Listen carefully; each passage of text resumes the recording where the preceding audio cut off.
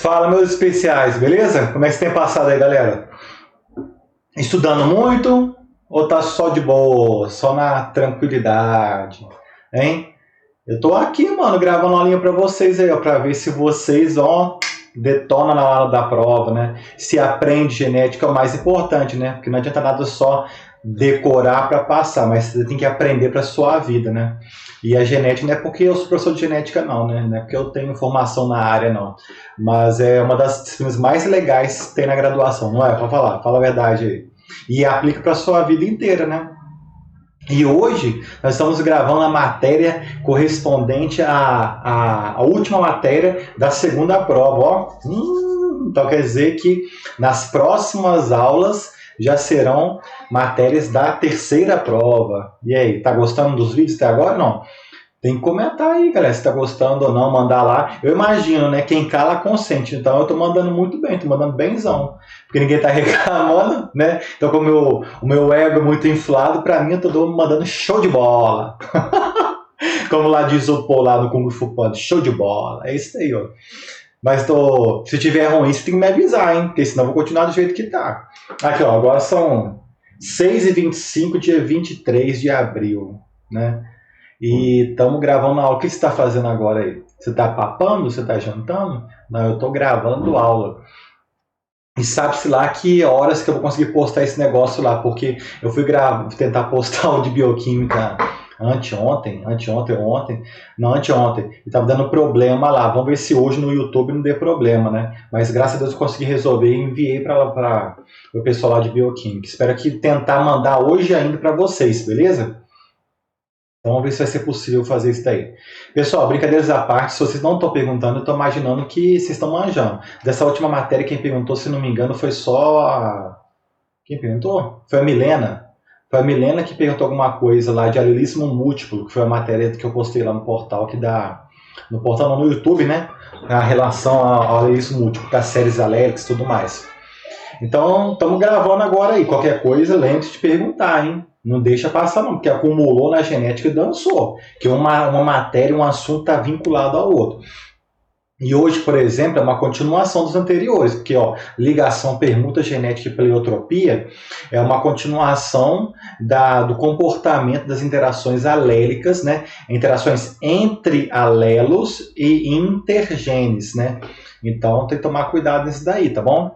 É uma continuação aí, porque até o presente momento, a gente estudou lá em mendelismo, em interações alélicas e não alélicas, estudamos em alelismo múltiplo, como os genes e o alelo se comportam entre si, né? E até o presente momento, nesses 3 capítulos anteriores, a gente viu que os genes eles estavam comportando de uma forma aleatória, mas nem sempre é assim, e é o que a gente vai ver hoje nesse capítulo. O comportamento quando vários genes estão próximos uns dos outros, né? O que será que vai acontecer? Então, hoje a matéria da aula é justamente isso. Então, vamos começar com um exemplo aí, ok? Então, se prepare. Pega caneta, lápis, borracha e calculadora, filhão. Não é só ficar olhando, eu vou olhar Ramon e vou aprender genética. Não existe isso. Genética, você tem que estar com a calculadora do lado, um lápis e um papel. Ó, tá tudo aqui, ó. E ó, eu fiz esse cálculo N vezes para vocês, né? Mas sempre tem que estar do lado para ajudar a vocês acompanharem meu raciocínio. Que só de olhar, nem sempre a gente aprende, né? É bom colocar a mão na massa mesmo. Você aprende por repetição muitas das vezes, né? Então, beleza, então. Então, vamos lá. Ó. Opa. Deixa eu ver minha caneta aqui, ó. Eu vou escrever coisas para vocês nos slides. Então, vamos lá. Aí, ó. Beleza. Vamos começar a aula com um exemplo.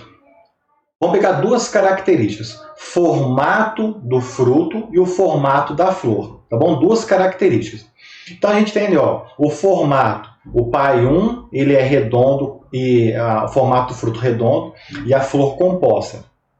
O pai 2, ele tem o fruto alongado e a flor simples, beleza? Então a simbologia eu coloquei R para redondo, C para composta, e A de alongado e S para simples, tá bom? Lembrando que redondo e alongado diz respeito ao formato do fruto. Composto e simples diz respeito ao formato da flor, ok?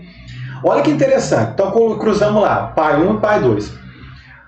Nós obtemos desse cruzamento uma F1 cujo fenótipo é RS, ou seja, redondo e simples.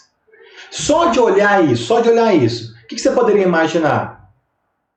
Né? São duas características, você poderia imaginar. Então, são dois genes e dominância completa em ambos os locos, nos dois genes. Por quê? O redondo domina o alongado, né? E o simples domina o composto. Não é porque na F1 não foi RS? Imagina-se que é um caso de dominância completa. Então, seria, lembra das aulas passadas, dois genes com dois alelos cada e dominância completa em ambos os locos. Não é? Poderia ser uma possibilidade? Sim, porque olha na F2 o que acontece lá na F2.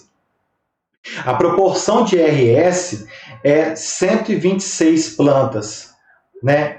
Lá, já de redondo e composta, é de 63 plantas.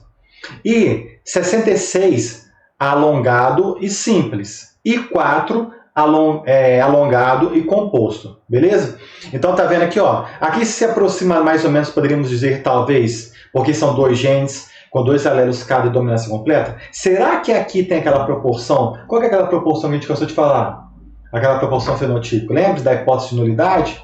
Será que aqui está próximo de 9, 3, 3, 1? Será? Não sei, vamos ter que calcular, vamos ter que descobrir isso, né, matematicamente. E aí, essa é uma geração F2. E aqui tem um cruzamento teste. Né? O que é um cruzamento teste mesmo? Nós já falamos isso nas aulas passadas. Que pega no caderninho de estudo. Por quê? Porque uma coisa acumula com a outra. Cruzamento teste é um cruzamento cujo eu pego uma planta cujo genótipo é desconhecido, cruzo com a sua homozigota recessiva. E através de segregação fenotípica da descendência, eu tento descobrir, ou seja, faço inferências a respeito daquela planta cujo genótipo é desconhecido. Né? Então, nesse caso aí, eu já conheço o genótipo da minha F1. Por quê? Para dar aquela proporção 9,3,3,1, necessariamente, qual que tem que ser a constituição genética da F1? Azão, Azinho, Bzão, Bzinho. Não é? Aí que seria, lembra que o 9 seria Azão, traço, Bzão, traço. 3, Azão, traço, Bzinho, Bzinho. 3, Azinho, Azinho, Bzão, traço. E o 1 aqui seria Azinho, Azinho, Bzinho, Bzinho. Lembrou?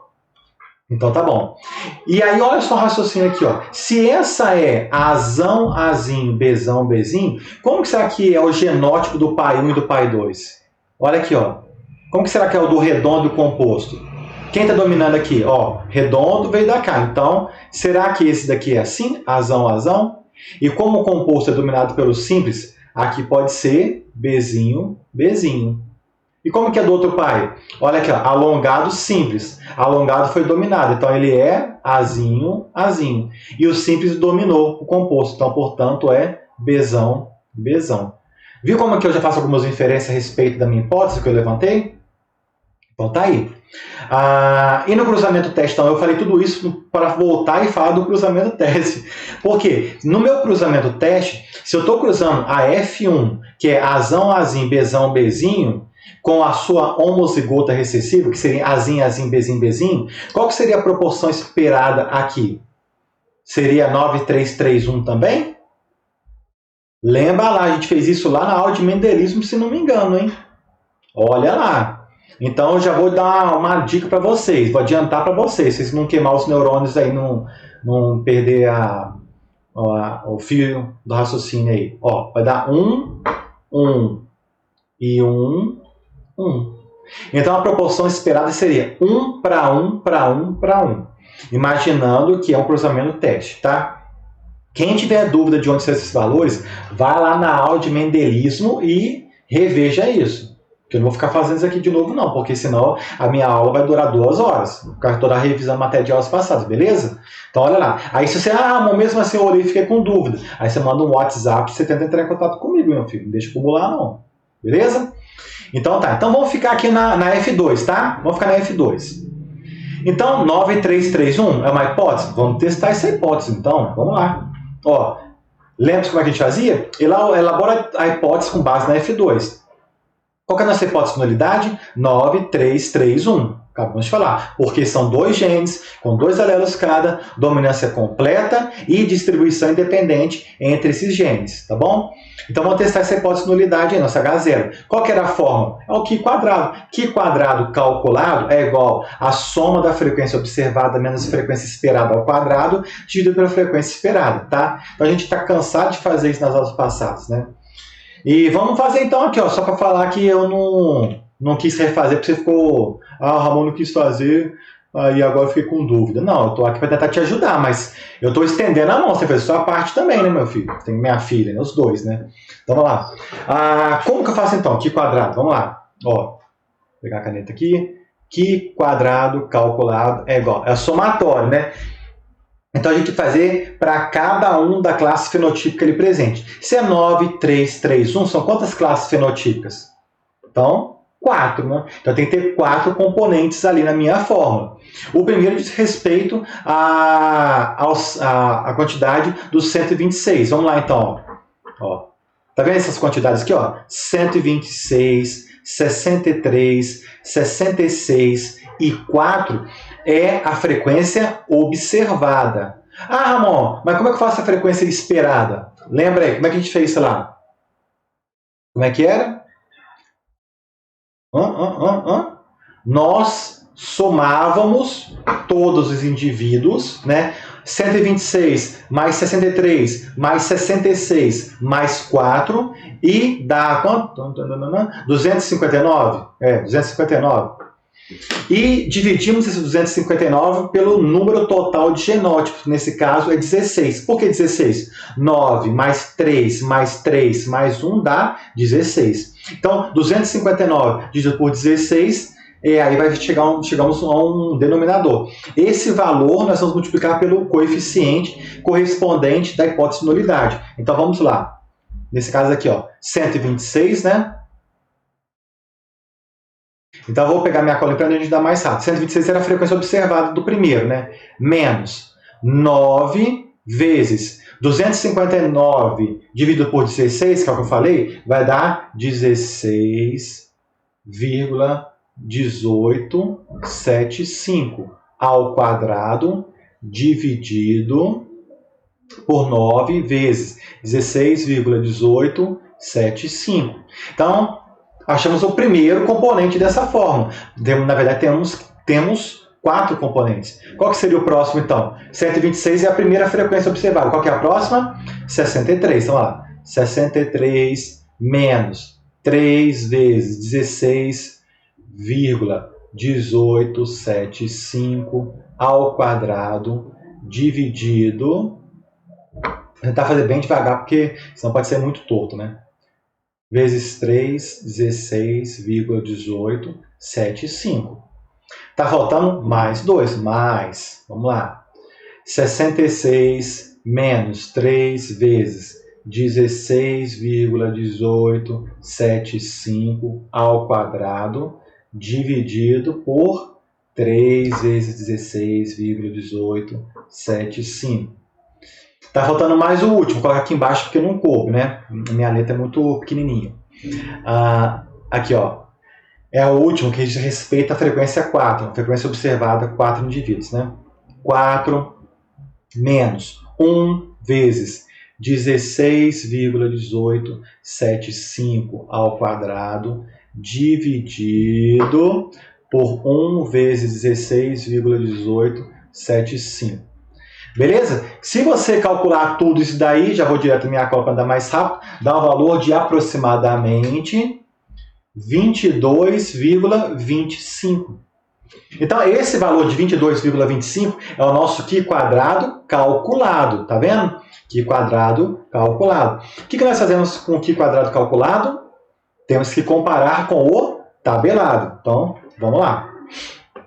Lembre-se que essa tabela, justamente a mesma tabela da aula passada. Ó. Nosso Qi quadrado foi maior que o Qi quadrado tabelado, sim ou não? Então, vamos achar o Qi quadrado tabelado. O Qi quadrado tabelado para um alfa de 5%. E o grau de liberdade nosso vai ser quanto? era N menos 1. Só que N era o número de classes fenotípicas. Então, nós temos 4 classes, né? 4 menos 1, 3. Então, vamos lá. Alfa igual a 5, tá vendo? Alfa igual a 5%. E o grau de liberdade, 3, ok? Porque 4 menos 1, 3. Dá quanto? 7,815. Né? Então, vou colocar aqui o grau de liberdade 3, né? Porque N menos 1, 4 menos 1, 3. Então, dá um Qi quadrado de tabelado 7,815. O nosso valor deu 22,25, então é superior. Portanto, o que a gente faz? Nossa conclusão? Rejeita-se H0. Porque nossa H0 era 9331. Hipótese estatística. Qual que era a genética vinculada a essa? Que a gente cansou de falar. 2 genes, com 2 alelos cada e dominância completa em ambos os locos. Se nós rejeitamos essa hipótese, portanto, é um caso de genes ligados. Né? Então, por isso, não aconteceu aquela segregação esperada de 9331. Aconteceu uma proporção completamente diferente da esperada. Né? E aí que a gente cai no assunto da aula de hoje. Ah, amor, só um pequeno parênteses aqui. Você não fez para o cruzamento teste lá? Se você quiser fazer para sua casa, pode fazer. Quer testar? Vai lá, mesma coisa. Eu estou voltando os slides para vocês verem aqui. Ó. Na hora de fazer para o cruzamento teste, se quiser testar aí e resolver várias vezes para treinar o Qi quadrado, ao invés dessa proporção 9331, que está aqui, tá? No cruzamento teste, você vai só substituir aqui, ó, 1, 1, 1 e 1, tá bom? Aí você substitui e faz o Qi quadrado com base nesses valores aqui. Se o raciocínio é exatamente igual. Você tem que somar aqui, ó, esse 23, 85, 83 e 19, vai achar o total, vai dividir por quanto agora? 16? Toma cuidado. É 16 ou não? Não, né? Você vai dividir por 4, né? E aí você vai achar o Qi quadrado calculado e compara com o Qi quadrado tabelado, beleza? Então faça na casa de vocês para vocês treinarem com base no cruzamento teste, tá? Eu fiz com relação à geração F2 para vocês aí. Então, beleza, vamos continuar então. Então, trata-se, portanto, de genes ligados. Então, vamos lá, ligação. Os genes são marcadores genéticos localizados próximos do mesmo cromossomo, tendem a permanecer unidos durante a gametogênese, ou seja, eles não exibem segregação independente. Tais genes ou marcadores genéticos são chamados de ligados, e o fenômeno ou padrão de transmissão dos genes ligados é chamado de ligação. Então, o que vocês percebem? Se os genes estão próximos uns dos outros, na hora da formação dos gametos gametogêneses, eles se segregam juntos. Agora, se eles estão muito longe uns dos outros, eles se comportam de uma forma aleatória, porque eles não estão dependentes um do outro. É óbvio isso, né? Quanto mais próximo, mais fácil de um ser levado junto com o outro durante a formação dos gametas, né? E é justamente isso que acontece na maior parte dos genes relacionados na natureza. Né? E isso é muito mais comum do que você possa imaginar. Vamos pegar só um exemplo aqui na raça do ser humano, né? Na espécie do ser humano. No ser humano, Homo sapiens sapiens, né? Nós temos 23 pares de cromossomos, tá bom? Então o número básico é 23, a nossa ploidia, né? Mas ao total temos 46, porque 23 vezes 2 dá 46, tá? E segundo estudos mais recentes do nosso genoma, nós temos em torno de 20 mil genes, tá? Entre 19 e 20 mil genes, tá bom? Vou colocar 20 mil genes. Então, você pegar aí, ó, vamos fazer o cálculo aqui, ó, 20 mil dividido por 23, que é o número de cromossomos que nós temos, né?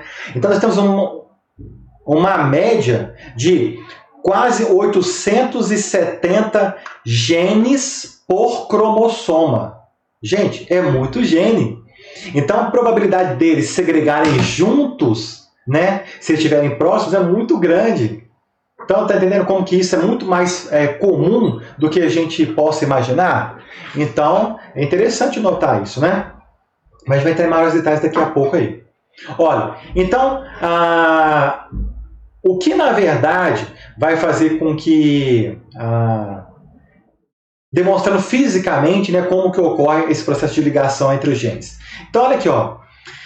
Se os genes estão ligados, próximos, eles tendem a segregar juntos. ou seja, ir junto para o mesmo para a mesma célula em formação durante a gametogênese. Agora, o que acontece aqui então? Existe a possibilidade de, mesmo eles estando juntos, ter uma recombinação entre eles, de um alelo recombinar com o alelo do outro cromossomo? Existe, né? E nós falamos isso lá na aula de organização do material genético, né? Quando alelos localizados em cromátides não irmãs, eles poderiam permutar material genético entre eles. E essa permuta que acontece, ou essa troca de material genético que acontece entre cromátides não irmãs, é chamada de permuta genética ou crossing over, né? A gente falou isso lá na aula de organização do material genético durante o processo de gametogênese. Essa permuta genética, o crossing over, ela acontece. Você lembra de qual fase que era? Lembra aí? Eu já disse que era meiose. Mitose não tem isso, tá? Pelo amor de Deus. É na meiose. Qual fase da meiose que tínhamos? Porque nós tínhamos a meiose 1 e a meiose 2. E eu falei assim, pessoal, presta atenção nessas duas fases aqui, ó. Essas duas fases durante a meiose são responsáveis pela grande variabilidade genética que existe na natureza, e principalmente dentro de uma dada espécie, né? Aí eu falei que era justamente a permuta genética que acontecia na prófase 1, dentro da fase da prófase 1, da meiose 1, o paquíteno, né, que aconteceu o crossing over, e lá na metáfase, com o pareamento completamente aleatório, né, dos cromossomos homólogos, seja de um lado, seja do outro, nas diferentes células que estão acontecendo na meiose, dos meiócitos, né? Desculpe. Esse posicionamento completamente aleatório desses genes proporcionava uma distribuição completamente independente, né? Quando esses genes se localizam em cromossomos diferentes. Isso ampliava a variabilidade genética. Então, na metáfase 1. Então, graças a esses dois fenômenos que acontecem, você amplia sobremaneira a variabilidade genética existente na natureza. Então, aqui nós estamos falando de ligação genética. Então, olha aqui, por exemplo, no nosso esquema aqui, ó. Imagina que tem uma distância aqui, ó, entre o Azão e o Bzão, né? Então, a cromátide irmã dela, logicamente, será Azão e Bzão também. Então, essa cromátide aqui, ó, só lembrando rapidinho, tá? Não vou ficar chovendo molhado aqui não, porque isso daqui, olha lá na aula de organização do material genético. Ó, essa cromátide em relação a essa, né? Essa laranjinha em relação à laranjinha, é a cromátide irmã. Essa cromátide aqui, ó, roxa, em relação a outra laranja, é denominado não irmã. E tá vendo o que acontece? Esse X entre elas, esse X aqui é o quiasma. E a partir desse quiasma é que acontece crossing over ou a permuta genética. E aí, como consequência disso, desse quiasma, um quiasma, então, forma quantos recombinantes? Olha aqui, ó. Esse é um recombinante e esse é outro recombinante. Tá vendo aqui? E esse daqui é igual ao gameta parental. Olha aqui, ó. Esse é igual ao parental e esse é igual ao parental. Olha aqui, ó. Então, de um quiasma, formam-se dois recombinantes, né? Então, olha aqui, ó. Esse daqui é o gameta Azão Bzão do pai 1. Azão Bzinho é o recombinante 1.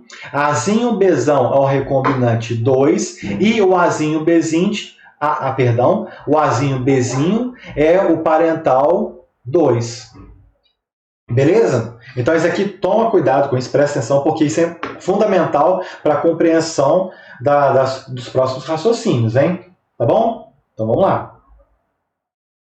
Olha aqui uma fotomicrografia de um quiasma. Olha aqui, ó. Tá vendo que a formação de um quiasma, que é esse X aqui? Olha quantos quiasmas estão sendo formados. E olha o que é mais interessante que a gente vai ver no nosso exemplo lá para frente. Olha, aqui está formando um X, mas podem ser formados vários X, ou seja, vários quiasmas, vários pontos de contatos entre cromátides não irmãs, né? E isso vai ampliando a variabilidade de uma maneira exponencial. Isso é muito interessante, ok? Então tá aí, ó, uma fotomicrografia de um quiasma. E quando nós estudamos esses genes ligados, né, existem alguns posicionamentos desses alelos, né, do alelo Bzão e do alelo Azão, em relação uns aos outros. Por exemplo, Se eles estiverem, olha aqui, ó, se o alelo Azão, Bzão e o alelo Azinho, Bzinho estiverem no mesmo cromossomo, é chamado de fase de atração, acoplamento ou cis. Agora, se for o Azão, Bzinho com Azinho, Bzão, é chamado de fase de repulsão ou trans, tá bom? Agora, um detalhe muito importante, que às vezes vocês confundem isso. Só tem como descobrir se esse tipo de ligação, essa fase, em genótipos heterozigotos, tá bom? Não tem como descobrir isso em homozigotos. Então vamos partir desse raciocínio aí, tá? Se tiver Azão, Bzão num cromossomo e Azinho, Bzinho no outro cromossomo, cis. Se tiver o Azão, Bzinho e o Azinho, Bzão, trans, tá? Então voltemos no exemplo lá do início da aula. Aí eu pergunto para vocês, estou voltando os slides, tá? Nesse nosso exemplo aí, né? Eu pergunto, está na fase cis ou fase trans? Já que nós identificamos que se trata de genes ligados. Pensa aí. Azão, Azão, Bzinho, Bzinho, pai 1. Pai 2, Azinho, Azinho, Bzão, Bzão. E o heterozigoto, Azão, Azinho, Bzão, Bzinho. Está na fase... Vamos, gente. Pensa aí. Trans. Não é trans? Por que é trans? Olha aqui. Eu primeiro identifico no heterozigoto. Ah, mas como você descobriu que é heterozigoto? Vamos lá? Que está no heterozigoto que é trans. Então, primeira coisa. Se está ligado, nós vamos mudar a representação, tá bom? Não vamos colocar assim, linear, mas vamos colocar como se fosse uma divisão, um sobre o outro. Então, será assim, ó. Azão, Bzinho está num cromossomo, e o Azão, Bzinho está no outro cromossomo, ok? Estou mudando a simbologia porque é gene ligado. O Azinho, Bzão está num cromossomo e o Azinho, Bzão está no outro cromossomo. Ah, amor, tá igual? Tá igual. Mas agora, olha o que vai acontecer lá no heterozigoto. Esse vem de um pai, tá vendo? E esse vem de outro pai. Olha aqui, ó. Portanto, como eu representaria aqui na F1? Será como? Azão, Bzinho, traço, Azinho, Bzão. Quando nós temos o homozigoto dominante ao lado do homozigoto recessivo, ou o homozigoto recessivo do lado do homozigoto dominante, é uma fase trans.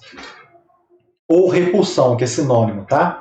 Entendeu? Então, isso aqui é fundamental, hein? Preste atenção nisso para a resolução dos exercícios e para acompanhar o nosso raciocínio. Então, a gente está na fase trans. Beleza? Então, tá bom. Então, agora vamos continuar. Então, descobrimos que está em fase trans o nosso exemplo.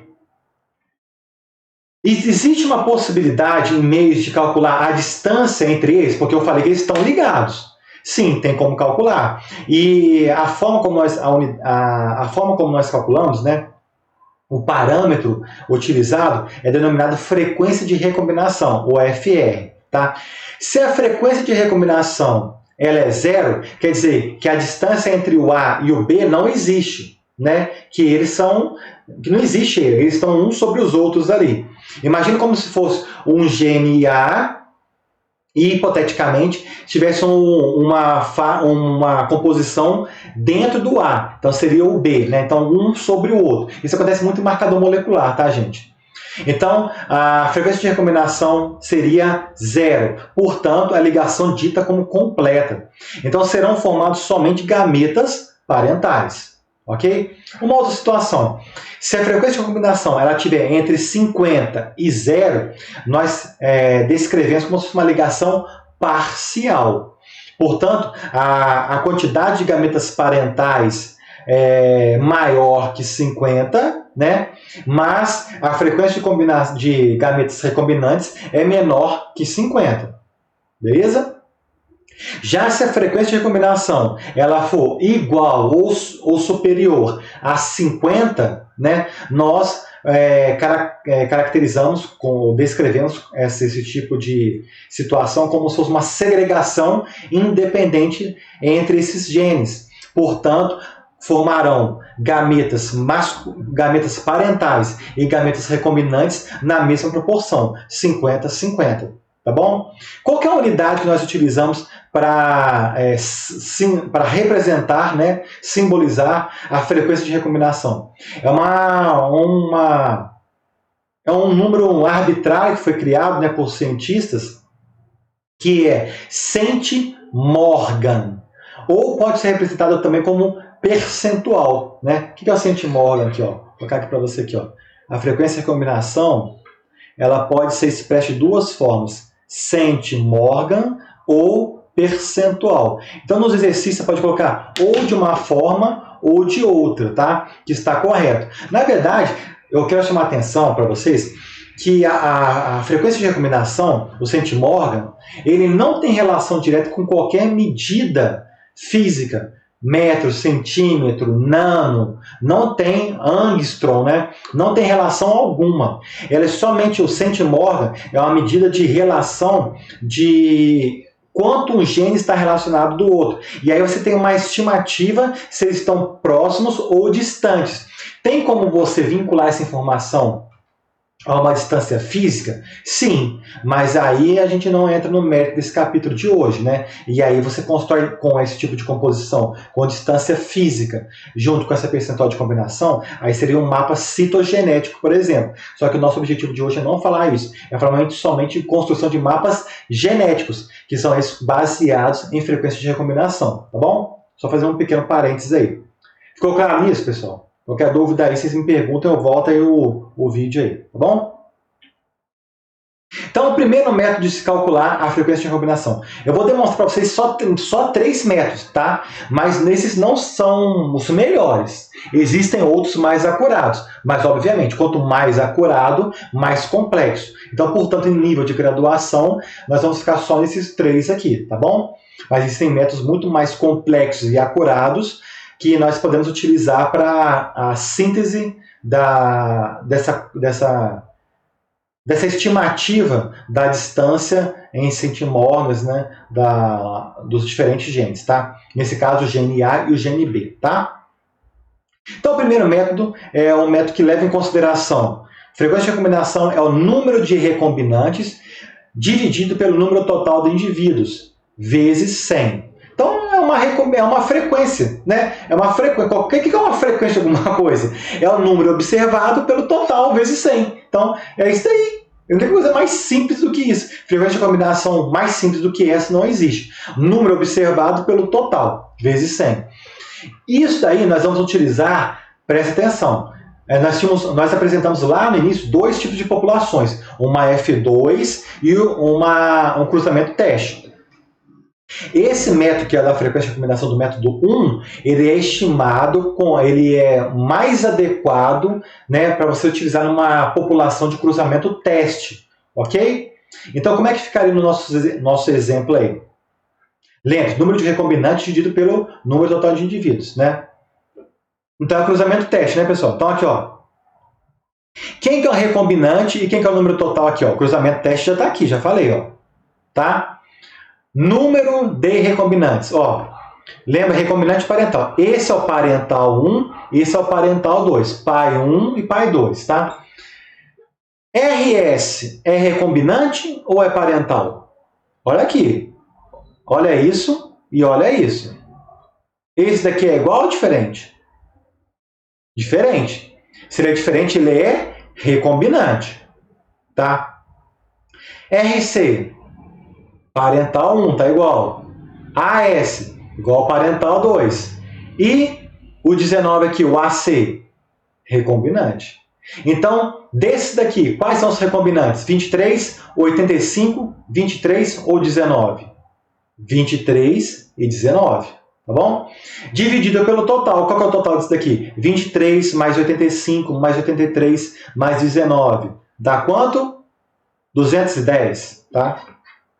Então, vamos jogar lá na fórmula. Opa! Não apareceu a fórmula, mas eu coloco para vocês aqui. Então, voltando aqui no nosso exemplo aqui. Número de recombinantes, então, era... Ó, a fórmula aqui, vou colocar aqui em cima. Frequência de recombinantes é igual a 23, né? Oh, me ajuda. É que eu tô apanhando isso aqui. Deixa eu apagar ponteiro. Baixa. Ó, já apagou. Perdi meu tempo. Vamos lá. Cadê a caneta? Beleza.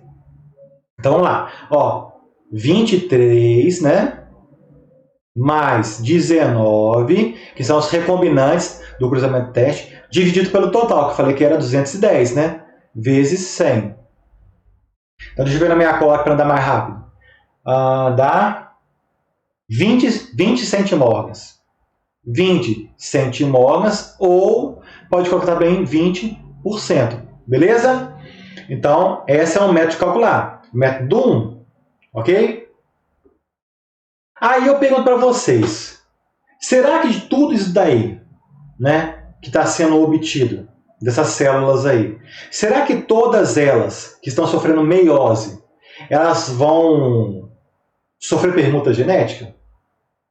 Então, essa pergunta nem. A permuta genética ocorre em todas as células? Lógico que não. É um evento completamente aleatório. E tem como estimar isso? Tem, através dessa fórmula aqui, ó. Frequência de recombinação é igual a meio vezes frequência de quiasma. De onde saiu isso? Galera, presta atenção aqui, ó.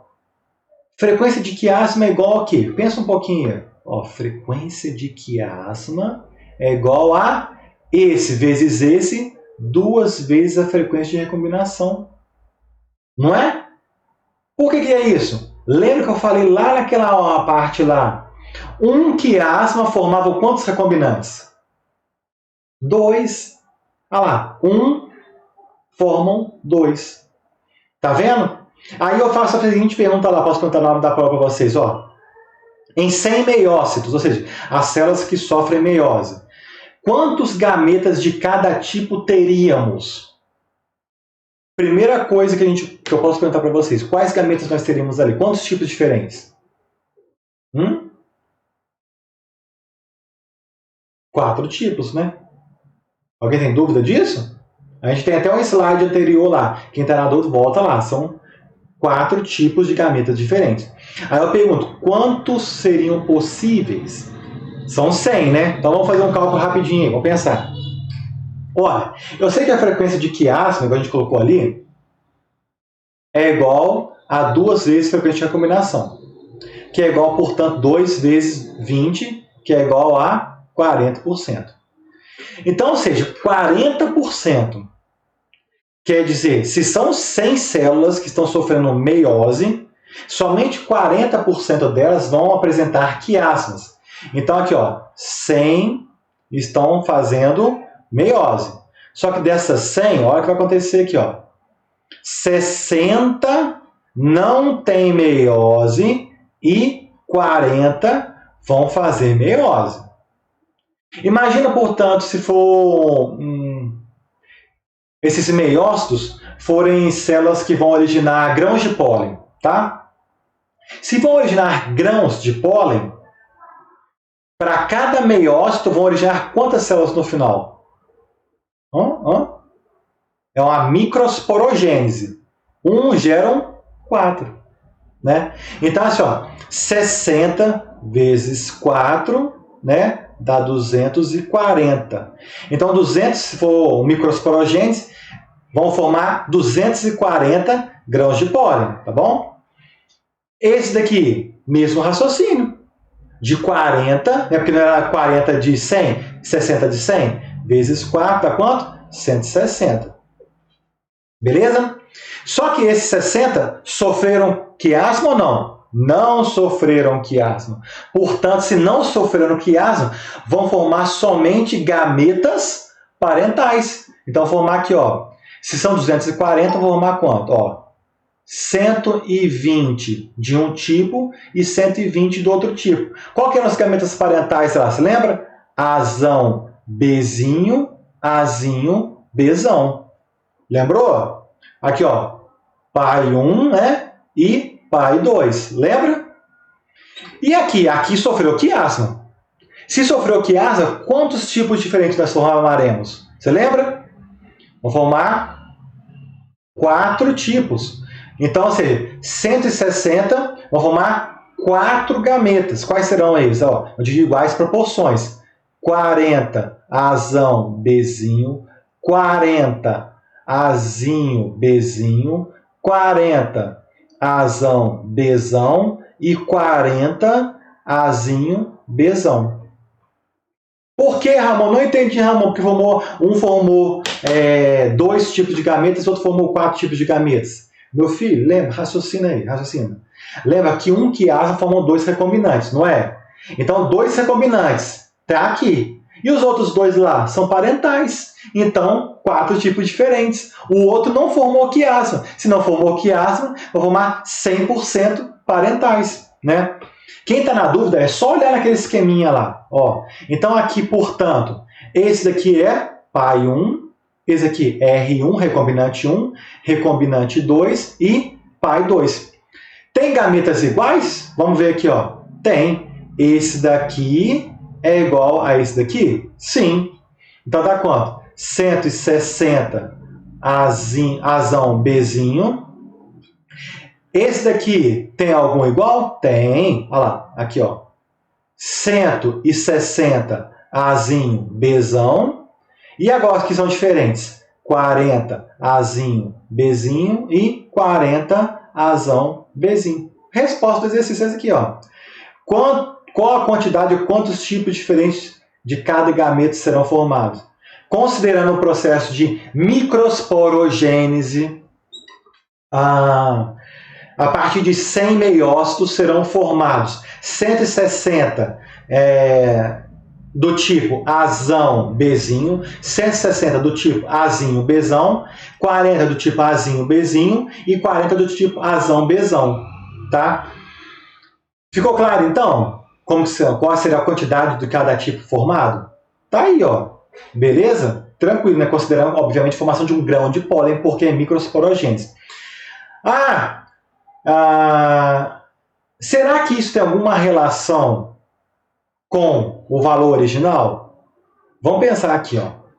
40 mais 40 dá quanto? Dá 80, não é? 40 mais 40 dá 80. Lembre-se que 40 aqui é o recombinante 1 e esse 40 é o recombinante 2. Qual é a quantidade total aqui? 160 mais 160 mais 40 mais 40 dá quanto?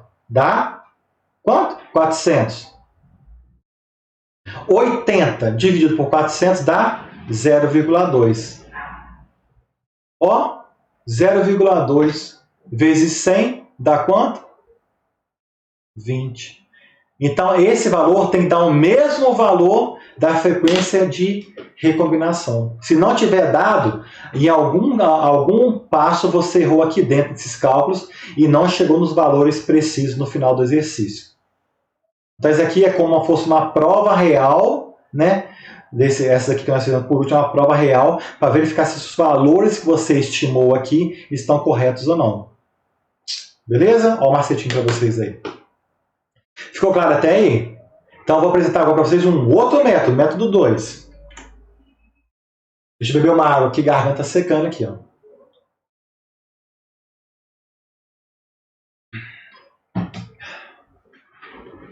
Método 2, portanto.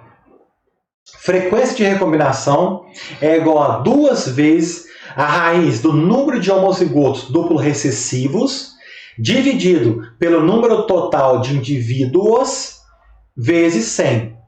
Na verdade, o que é o número de homozigotos duplo recessivos dividido pelo número total de indivíduos? É a frequência de homozigotos duplo recessivos, né? E quem que são esses carinhas aí? Outro detalhe, né? O método 2, ele é recomendado para a população F2, não é para o cruzamento teste. Então, o cruzamento teste era o método 1. O método 2 é para uma F2. Beleza? Então, vamos lá. Quem seria esse carinha aqui, o número de homozigotos duplo recessivos? Quem seria o duplo recessivo ali no nosso exercício? Vamos voltar? Vou voltar lá no slide lá, caso você não lembre. Olha aqui, vamos olhar agora na F2, hein? Método 2, F2. 2, F2. Aqui. É o 126? É o 63? É o 66? Ou é o número 4? Lógico que é o número 4. Por que é lógico? Olha aqui. Quem que foi o subjugado completamente? O excluído. É o RS? Não. O R domina o A e o S domina o C. Então, o que é o subjugado aqui, coitadinho? É o 4. Então, quem que é o duplo homozigoto recessivo? O homozigoto duplo recessivo. O homozigoto duplo recessivo, que é o Azinho, Azinho, Bezinho, Bezinho, é, na verdade, esse carinha aqui, ó. Então, a gente vai pegar o 4, dividido pelo número total, que tinha falado que era 259, né? Então, vamos lá fazer o nosso exercício lá, pelo método 2. Como é que vai ficar aqui, ó? Frequência de recombinação é igual a 2 vezes raiz, né, de 4 dividido por 259. E isso daqui... Nossa, 9 pareceu um A, né? Coisa ridícula, meu Deus. Deixa eu arrumar isso. Até hoje eu apanho esse negócio aqui. Vou mudar aqui. Cadê? Caneta. Aqui, ó, 259. Melhorou, né? Vezes 100. Aí você vai, faz isso, vai achar o valor x, tira a raiz dele, multiplica por 2 e multiplica por 100. Deixa eu colar já na minha cola para andar mais rápido. Vai dar, cadê o método 2? Dá 24, aproximadamente, 24,85%. Ou centimorgans, tá? Viu que esse valor deu diferente do outro, né? Porque o outro tinha dado quanto? Tinha dado 20. Então, dependendo do método, você tem estimativas diferentes. Porque já que o estimador é diferente, a estimativa vai ser diferente, né? Então, isso está relacionado diretamente com a precisão, como ele é estimado, como ele é calculado. Porque pensa o seguinte aí, ó. Aqui eu estou utilizando somente com base um carinha, que é o homozigoto recessivo, duplo homozigoto recessivo, né? Que é o Azinho, Azinho, Bezinho, Bezinho. Lá no anterior, que é o método 1, já leva em consideração os dois recombinantes. Então, se você colocar na balança, o outro seria mais preciso quando comparado a esse daqui. Beleza? Mas existe um método mais preciso que esse ainda? Existe. Você pode levar em consideração os 4 simultaneamente. Então, seria o método 3. Nesse método 3 aqui, você utiliza uma razão de produtos para achar uma estimativa denominada Z, tá bom? Então, esse método 3, ele também é fundamentado na população F2, tá bom? Então, o método 2, o método 3, você utiliza com base nas frequências observadas da F2, combinado? Então, lá, número de recombinantes 1, número de recombinantes 2, dividido pelo número de parentais 1, vezes número de parentais 2. Nosso exemplo ali, vamos voltar, porque de cabeça tem, eu lembro. Vamos voltar aqui. F2, hein, minha gente? Presta atenção. Quem que é o parental e quem que é o recombinante? Esse daqui é o que? 126. É igual a RC? No. É igual ao AS? No. Então, ele é um recombinante. 126 recombinante, tá? Aqui, ó, recombinante. Vou colocar um aqui para vocês. Esse daqui, RC é igual a um dos pais? Sim. Pai 1. AS é igual a dos pais? Também. Então, pai 2. E o último? É igual a um dos pais? Não. Então, ele é um recombinante 2. Então, guarda os valores? Então, vamos lá. Então, 126 vezes 4, né? Vamos lá. Então, como é que vai ficar aqui na nossa forma? Z é igual. Então, presta atenção. É Z, não é frequência de recombinação. É Z. Com base no Z, nós vamos estimar a frequência de recombinação daqui a pouco, tá? Então, Z é igual a 126, né? Que eu falei, né? 126 vezes 4, dividido por 63, vezes 66. Deixa eu ver na minha colinha quanto que dá isso. Dá 0,1212. Ah, Ramon, temos 0,1212. Beleza. E agora, o que a gente faz com esse valor? Nós vamos pegar esse valor e vamos entrar com ele numa tabela, tá? Então essa tabela, ela foi tirada lá do livro, né? Eu lembro para você, toda a aula tem que lembrar, né? O livro aqui, ó, que nós tiramos todos os exemplos e fundamentado é esse daqui, ó. Genética na Agropecuária, do pessoal lá de lá. É um livro muito bom, tá voltado à nossa área aqui, né? Eu falo toda a aula, porque vai que tem alguma pessoa aqui de outra instituição, né, quer saber a nossa fonte, então é esse livro aí. Vocês que estão do curso já estão careca de saber, né? Então o que acontece? Essa tabela foi retirada desse livro, tá? Nós temos os valores do Z. Nosso valor do Z deu 0,1212. Então, olha aí, valores de Z. Então, aqui, ó, frequência de recombinação em função dos valores de Z para genes ligados em repulsão ou atração. Então, você vê os valores de Z aqui, valores de Z, e a fase repulsão, atração, repulsão, atração. E ao lado, na primeira coluna, e nessa coluna aqui, a sua respectiva frequência de recombinação. Olha um pouquinho aí, vou deixar vocês olharem a tabela aí. Alguns segundos vou deixar para vocês. Localizem, por favor, o valor de 0,1212. Primeira coisa, tem que saber, está na fase de repulsão ou atração o nosso exemplo? O que é repulsão? Lembra? Trans. Então, o nosso exemplo é trans ou repulsão. Então, ou você vai localizar nessa coluna ou nessa coluna. Achou 0,1212? Vou ajudar vocês, então. Vamos ver na primeira coluna. Não. Ó, ficando quente. Opa! 0,1211, 0,1272. Olha esse aqui, ó. É o mais próximo. Me ajuda. Esse é o mais próximo. Porque se é 0,1212 nosso, esse daí da tabela é 0,1211, não tem nenhum mais próximo que ele.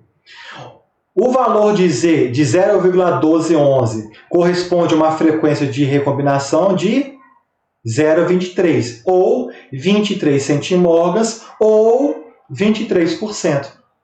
Então, com base no método 3, a nossa frequência de recombinação foi igual a 23 centimorgans, ou 23%.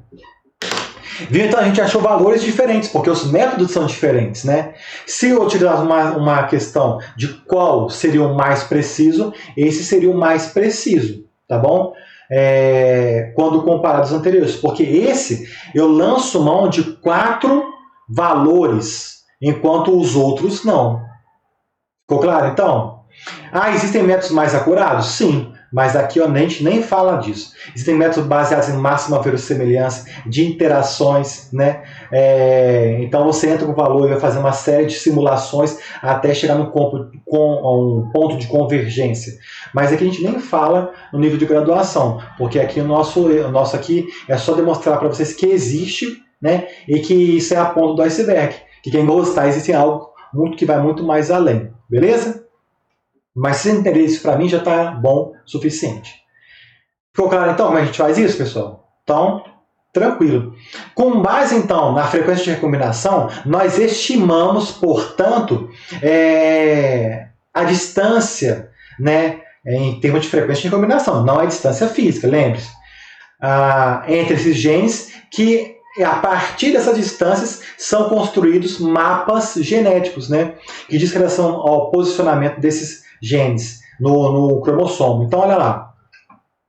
É um diagrama no qual são apresentados os genes com suas respectivas posições no cromossomo, né? O cromossomo também pode ser denominado nesse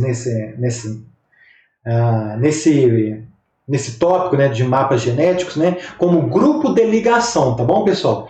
Então, o cromossomo número 1 é o grupo de ligação número 1, tá bom? Então, nesse nosso exemplo aí, ó, de 2 genes só, nós podemos colocar aqui, ó, fazer um risco assim, colocar do gene A para o gene B, levando em consideração o método 1, a distância entre eles seria de 20 centimorgans.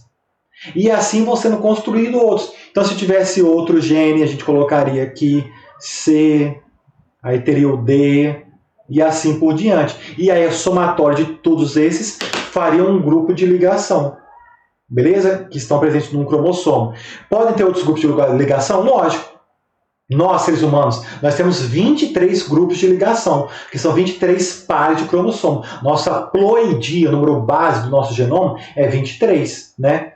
Lembraram? Então, tá aí. Aí assim vai construindo um mapa genético. Ficou claro, então? Isso aí?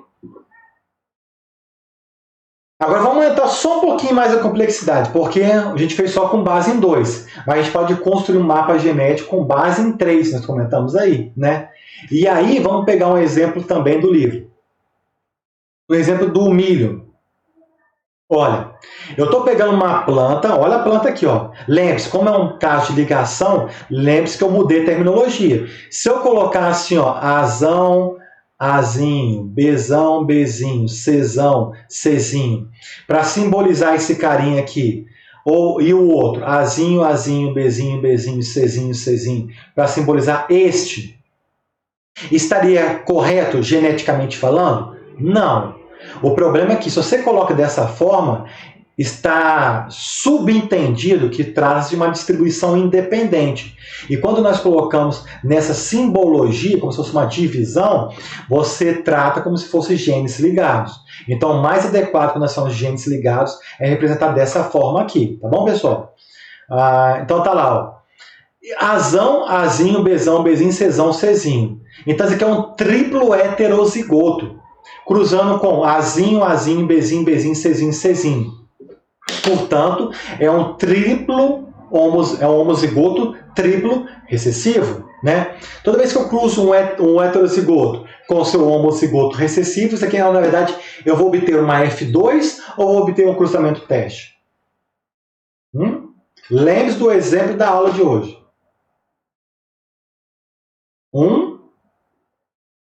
Cruzamento teste, gente. Cruzamento teste. Pensa aí. Aí o que acontece? Foram estudada a característica, a composição, as interações entre os alelos, né? E notou-se que quando a planta está em homozigose recessiva, azinho, proporciona o fenótipo plântulas virescentes, que será simbolizado como Vzão, fenótipo. Já se tem homozigose recessiva, será bezinho, plântulas brilhantes, representado por Bzão, o seu fenótipo. E cezinho, genótipo homozigoto recessivo, proporciona o fenótipo planta macho estéril, representada nesse esquema por Ezão. Combinado? Então, cruzou essa galerinha aí e foi obtida a seguinte composição. –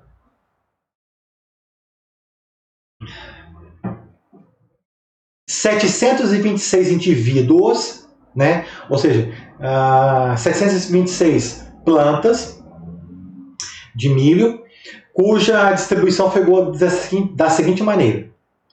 A frequência observada, 235 normal, 62 brilhante estéreo, 40 estéreo, 4 estéreo virescente, 270 brilhante estéreo virescente, 7 brilhante, 48 brilhante virescente, 60 virescente.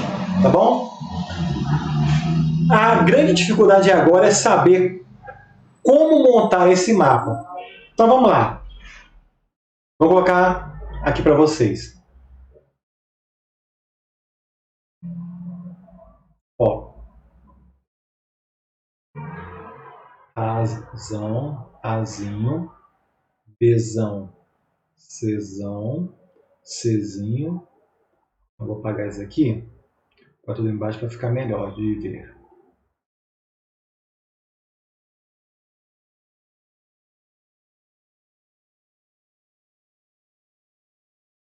Beleza. Bzinho, Czinho. Vamos denominar essa região aqui, ó, a distância entre o A e o B de região 1, tá? Região 1. Vamos denominar essa região aqui de região 2, tá bom? A distância entre o A e o B é região 1. A distância entre o B e o C é região 2, ok? Pode acontecer permuta genética naquela região, na região 1? Sabe que pode acontecer isso aqui? Uma permuta, formar um quiasma ali? Pode. Se formar um quiasma somente na região 1, quais tipos de gametas serão formados? Azão, Bzinho, Czinho. Azão, Bzinho, Czinho. Olha aqui, ó. Se fez um quiasma, ó, viu? E qual que seria o correspondente a ele? Azinho, Bzão, Czão. Azinho, Bzão, Czão. Então, a gente achou os gametas que são formados a partir da recombinação somente na região 1, tá? Será que a gente tem a possibilidade na região 2? Lógico. Então, vamos desenhar aqui. Azão, Bzão, Czão. Azinho, Bzinho e Czinho. Lembre-se, região 1, né? E região 2. Pode formar somente na região 2? Pode. Aqui. E foi formado. Considerando somente a região número 2, quais são os gametas possíveis? Olha aqui. Azão, Bzão, Czinho. Azão, Bzão, Czinho. Azinho, Bzão, Czão. O recíproco dele. Azinho, Bzinho, Czão. Será que existe alguma outra possibilidade? Pensa aí. Quem pensou e respondeu que existe, acertou. E, obviamente, deve pensar se acontecer, né? E que, obviamente, acontece, a permuta nas duas regiões simultaneamente. É possível. Você lembra daquela foto micrografia que nós mostramos para vocês lá no início da aula? Vou colocar aqui para vocês lembrarem. Região 1, região 2. Portanto, pode acontecer quiasma nessa região, que é a região 1, e simultaneamente na região 2. Olha aqui, ó. Se acontece isso, região 1 e região 2 simultaneamente, tá? Quais são os tipos de gametas que serão formados? Azão, Bzinho, Czão. Azão, Bzinho, Czão. E o recíproco dele? Azinho, Bzão, Czinho. Azinho, Bzão, Czinho. Então, olha aqui, minha gente. Aqui, ó. Aqui tá o genótipo de cada um deles. Qual que é esse carinha aqui, ó, então? O Azinho, Bzinho, Czinho. O Azinho, Bzinho, Czinho. Onde que está localizado ali nosso slide? Azinho, Bzinho, Czinho. Está aqui, ó, região 1. E o recíproco dele? Azinho, Bzão, Czão. Azinho, Bzão, região 1. Cadê o da região 2 somente? Azão, Bzão, Czinho. Região 2. E o recíproco dele, Azinho, Bzinho, Czão. Azinho, Bzinho, Czão. Região 2. Cadê o outro? Esse aqui, a região 1 e 2. Azinho, Bzinho, Czão. Perdão, cadê? Azão, Bzinho, Czão. Azão, Bzinho, Czão. Esse aqui, região 1 e 2, tá? Vou colocar 1 e 2. E Azinho, Bzão, Czinho. Região 1 e 2. Amor, tá faltando ali, ó. E o 235 e 270? Meu filho, coloca na sua cabeça um macete. Aqueles gametas que estão em maior quantidade num cruzamento teste sempre serão os gametas parentais. Então, esse daqui é do parental 1 e esse aqui é do parental 2. Pronto, fechou o nosso quadro. E o que vocês percebem também ali? Os que têm em menor frequência, que é o valor número 4 e o valor número 7, é o que tem a permuta dupla, né? Então, portanto, você vê que tem menor quantidade, né? Ficou claro, então? Porque ele é mais difícil de acontecer. Porque um quiasma interfere na formação de outro. Agora, com base nessa discriminação que nós separamos, nós podemos agora montar a frequência de recombinação entre o A e o B e a distância do B para o C. Beleza? Como que a gente vai fazer isso? É agora. Qual método nós vamos utilizar? Você tem 1/3 de possibilidade aí, se você for no bico. Agora, se você usar a inteligência, o raciocínio que nós utilizamos até agora, você vai acertar de primeira. Qual que é o único indicado para o cruzamento teste desses três? Foi o método 1, né? Então, é o método 1 que nós utilizaremos aqui, nesse nosso exemplo. Então, vamos lá então. Como é que ficaria aqui, ó? Vamos estimar essa distância aqui, né? Vou colocar aqui para vocês nesse cantinho. Nós estamos, portanto, calculando a distância. Não. A, B e C. Então, a gente está construindo um mapa genético. A distância entre A, B e C, tá bom? Então, vou colocar assim, ó, região 1, tá? Região 1. Frequência de recombinação na região 1 é igual. Quais eram os valores da região 1? Vocês lembram?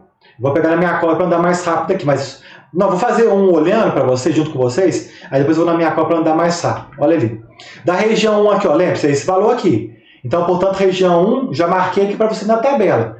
62 e 60. 62 mais 60, portanto, são aquelas recombinantes da região 1. Mas, será que tem algum outro também na região 1? Tem, gente. Aquele que acontece simultaneamente na região 1 e 2, portanto, a permuta dupla observada, também acontece na região 1. Então, quais são os valores que eu jogarei lá na minha frequência de recombinação? 60, né? Mais 62, mais 4, mais 7, dividido pelo total, que era 726. Deixa eu ver aqui. 726 vezes 100. Lembre-se que é o método 1, tá bom? Então, só repassando os valores. 62, região 1. 60, região 1. Região 1 e 2, o 4 e o 7. Tá ali, ó. 60, 62, 4, 7, dividido pelo total. Daqui na minha cola dá... Gente, peraí que eu estou perdendo aqui. É mais rápido aqui, ó. Dá 18,3 centimorgans. E agora na região 2. Frequência de recombinação na região 2. É igual a quem? Aí é só olhar na tabelinha lá. Se você olhar lá na tabelinha, você vai chegar aos valores lá. Ó. 40 mais... Estou copiando a minha copa da mais rápido. 48 mais 4 mais 7 dividido por 726 vezes 100 dá 13,6 centimorgans. Beleza? Tá com dúvida? É só olhar lá na tabela que a gente colocou cada um desses valores, tá? Então, minha gente, tá aqui calculado já a distância de cada um deles. Entre A e B, 18,3 centimorgans. E o outro aqui, 13,6 centimorgans. Pronto. Aí, ó. Metade do exercício da prova estaria resolvido se eu perguntasse isso. Por quê? Porque eu poderia perguntar também, será que um quiasma interfere na formação do outro? Ou seja, será que ocorre interferência de um quiasma no outro? Sim, acontece. E é isso que nós vamos aprender a calcular agora. Ó, a interferência, ou seja, um quiasma influenciando na formação do outro. É determinado pela frequência de permuta dupla observada é igual ao número de duplos recombinantes dividido pelo número total de indivíduos, vezes 100.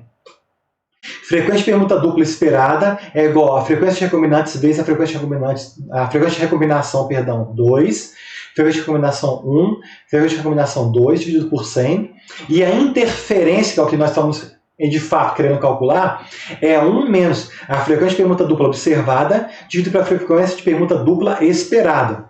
Então agora é só jogar os valores aí na fórmula. Por quê? Olha aqui como é que é fácil aqui. Quem que é a frequência de permuta dupla aqui no nosso exercício? Vou colocar até aqui do lado, ou colocar aqui embaixo. Vamos colocar aqui para ficar bonitinho. Frequência de permuta dupla. Opa. Aqui, vamos para apagar, para ficar bonito. Para não ficar barango, feio. De barango já basta eu, né? Barará. Aqui, ó. Frequência de permuta dupla observada. Aqui, ó, permuta dupla observada. É o número de recombinantes dividido pelo duplo recombinantes, né? Pelo total. Qual que é o número de recombinantes lá que a gente tinha? Mas é o 4 mais 7 dividido por 729? Quanto que é? 26, né? Vezes 100.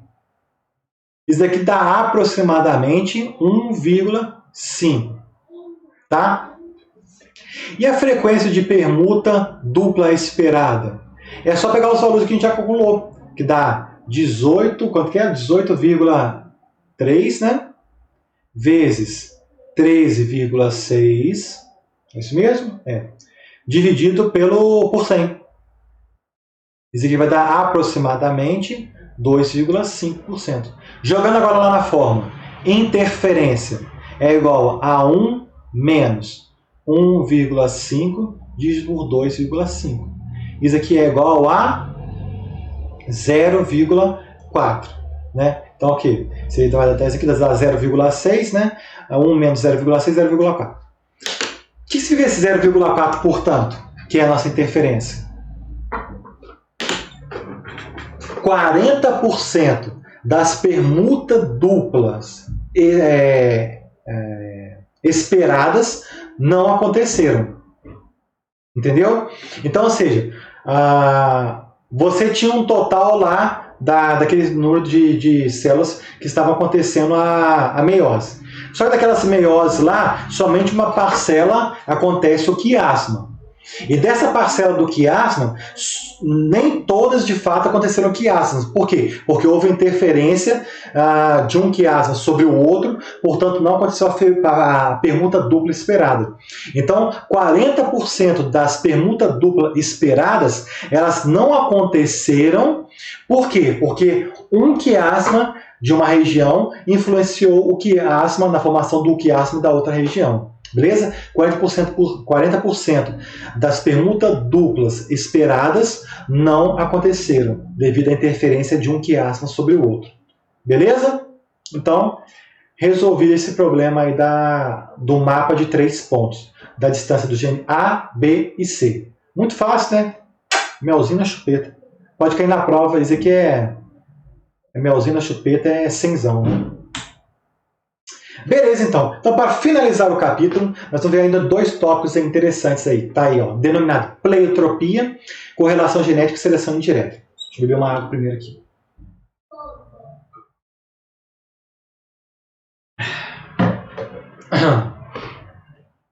Pleiotropia é definida como sendo o fenômeno pelo qual um gene controla 2 ou mais caracteres. Traduzindo, Google Tradutor. Traduzindo. Gente, muitos genes já foram identificados. Na verdade, quando você estuda muito a profundidade os genes, você vai ver que ele não está relacionado somente com uma característica, como se pensava a priori. Muitos genes, eles governam várias características ao mesmo tempo. Vamos citar um gene aqui, o gene P, o alelo Pzão.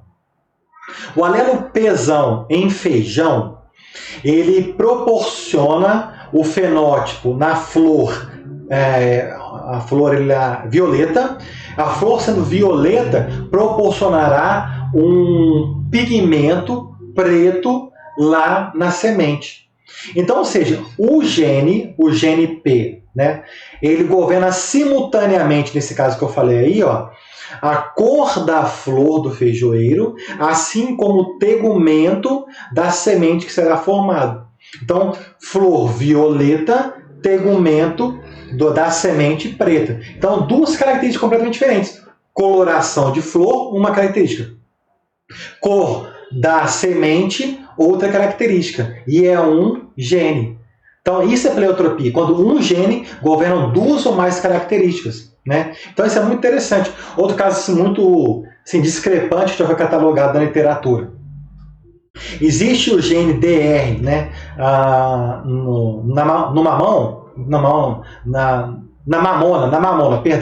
mamona, que se ele tiver em homozigose recessiva, se for Dzinho Rzinho, né, se for dessa forma, ele proporciona uma velocidade de germinação mais lenta E lá na forma da semente, lá na fase reprodutiva, vai formar sementes mais arredondadas, ao invés de ser mais alongadas. Olha que interessante, né? Então, ou seja, o gene DR, quando ele governa várias características. Nesse caso aqui, a gente falou somente de duas. Mas ele, em particular, lá na mamona, ele governa, se não me engano, são 15 características diferentes. Então, um gene governando 15 características. Olha como que é um negócio bem interessante isso daí, né? E isso pode ser utilizado no melhoramento? Com certeza, daqui a pouco a gente fala isso. Mas eu quero chamar um pequeno detalhe aqui, ó. Não confunda, pelo amor de Deus, pleiotropia com epistasia, tá? Por quê? Pleiotropia é quando um gene governa mais de duas características, né? 2, 3, 4, assim por diante, né? Isso é pleiotropia. Um gene governando duas ou mais características, tá? Isso é pleiotropia. E agora, epistasia? Ó, epistasia são 2 ou mais genes governando uma única característica. Viu a diferença? Então, 2 ou mais genes governando uma única característica. Isso é epistasia. Então, não confunda pleiotropia com epistasia. São coisas completamente diferentes. Tá bom? Porque às vezes eu estou chamando atenção, não tem como confundir isso de fato. Mas na hora da prova, não sei que vocês arrumam, acham que são nervosos demais, vocês acabam misturando isso daí lá, tá? Então, beleza. E outro assunto interessante nesse capítulo aí, a gente vê intitulado Correlação Genética e Seleção Direta. Tá? O que é correlação, gente? Correlação é uma medida de associação de qualquer tipo de característica. Né? A correlação é um grau de associação entre coisas. Né? Vocês aprenderam isso lá na estatística. Deixa eu colocar aqui para vocês aqui, ó, para vocês se relembrarem. Né? A correlação era medida por um parâmetro estatístico, né, denominado ρ. A correlação, ela pode... Opa! Tá bom. Vou colocar aqui. Ela pode assumir valores entre -1 a até +1, a correlação. Entre duas características, por exemplo. Né? Vamos pensar o seguinte. Ela sendo -1 ou +1, é bom ou é ruim? Sei lá. Isso não quer dizer que ela seja bom ou ruim. Depende da característica que estamos estudando. Né? Por quê? Vamos supor que sejam características que estão relacionadas de uma forma positiva. Por quê? Vamos lá. Vou colocar para vocês ainda. Primeiro traduzindo o ρ, antes de falar as consequências disso aí. O ρ, se ele for igual a +1, quer dizer que se eu aumento uma característica, a outra aumenta também. Se a correlação dele é de -1, ou próximo de -1, né? Vou colocar -1, que é 100%, eu aumento uma e reduzo a outra. Tá? Isso foi uma correlação negativa e a outra correlação positiva. Mas o ρ, a correlação, ela pode assumir também valor de 0. Quando o ρ é 0, quer dizer que uma característica tem nada a ver com a outra. São completamente independentes entre si. Tá bom? Então a correlação genética, que é a que nós, os melhoristas, geneticistas estudam, é uma medida de associação genética, né, das características em nível nuclear, em nível de DNA. Né? Tem correlação genética, tem correlação ambiental, tem correlação fenotípica. Tá? Mas aqui a gente está falando somente da genética, para simplificar para vocês. Então tá bom. Tá bom, mas o que isso tem a ver com a matéria de hoje? Né? Então vamos pensar o seguinte. Será que a correlação genética, né, eu sabia se é o ρ, correlação entre eles, eu posso utilizar essa informação para promover uma seleção indireta? Vamos pensar aqui. Primeira coisa, o que é seleção direta? Tá? Direta. Ó, se eu estou medindo em milho, por exemplo, produtividade, e estou medindo número de grãos na espiga, é uma estimativa direta de produtividade, porque tem uma relação direta com o número de grãos na espiga. Número de fileiras de grãos, né? A fileira, a quantidade de fileiras que tem. Quanto pesa o peso de 100 gramas, peso de 100 sementes, o peso de 1000 sementes, né?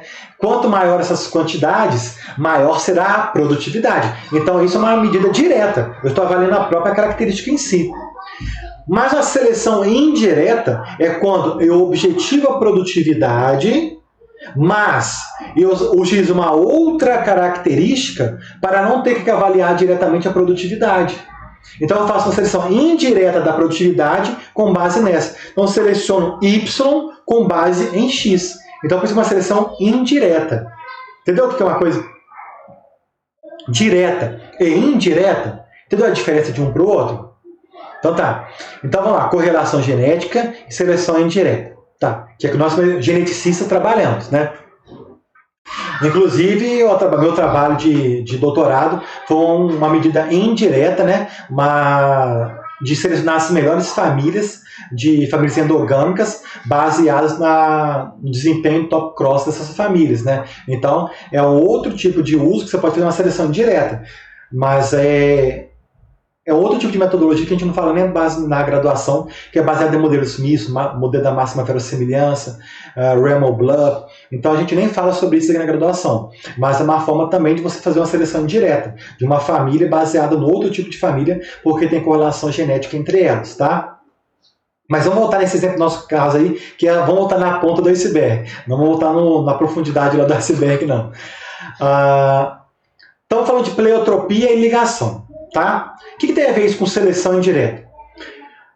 Vamos voltar no caso do feijão.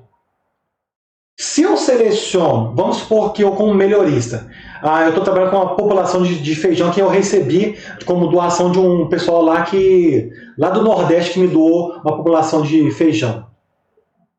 E eu pretendo, a partir daquela população, selecionar somente grãos pretos, tá bom?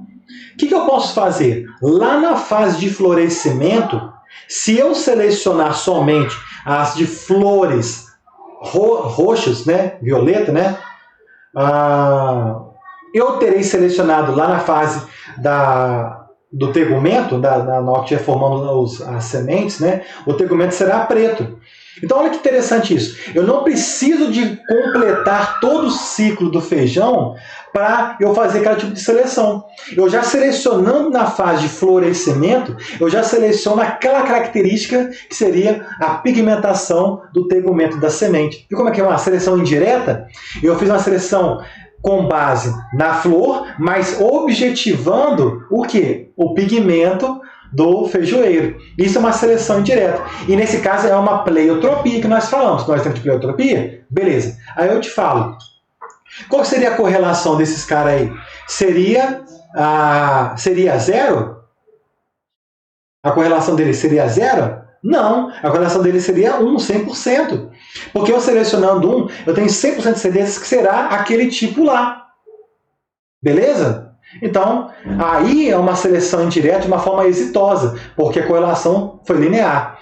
Ramon, mas tem como fazer uma seleção indireta se a correlação deles for zero? Pensa aí, meu filho. Pensa. Tem como se a correlação for zero? O que vocês acham? Não tem como.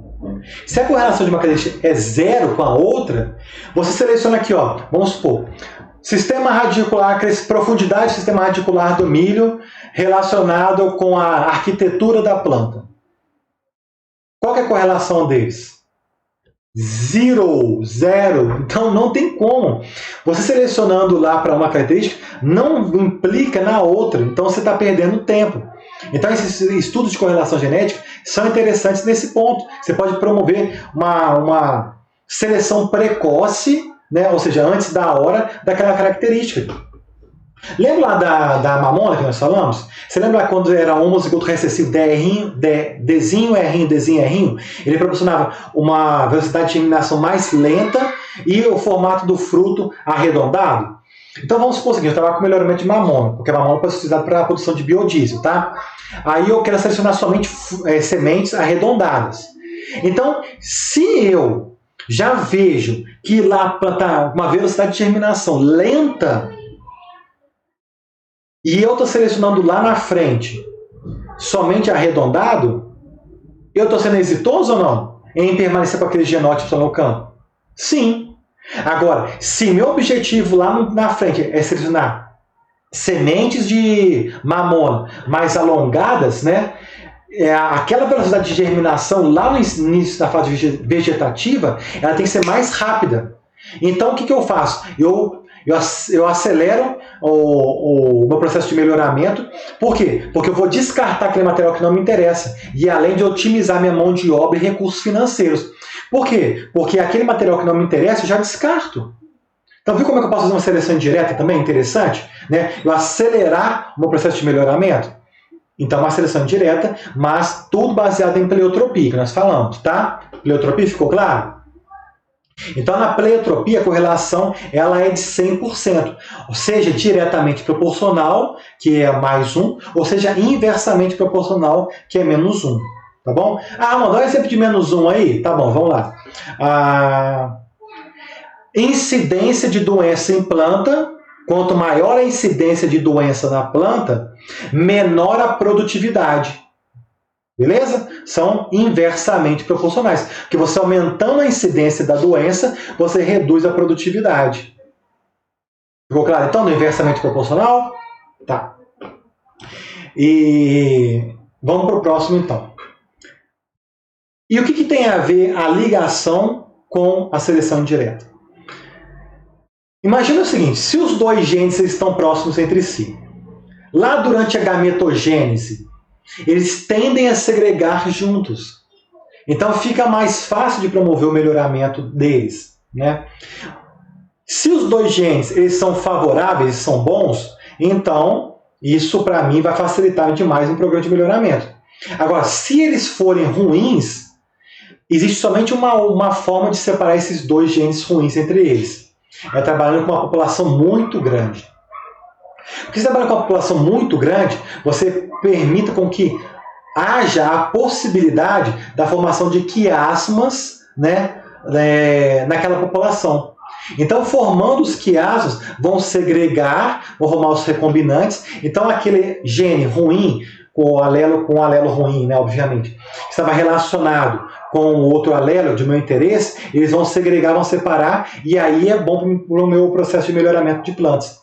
Então, olha que interessante, eu consegui separar se uma característica é de efeito pleiotrópico, né, ou se é ligada são genes ligados.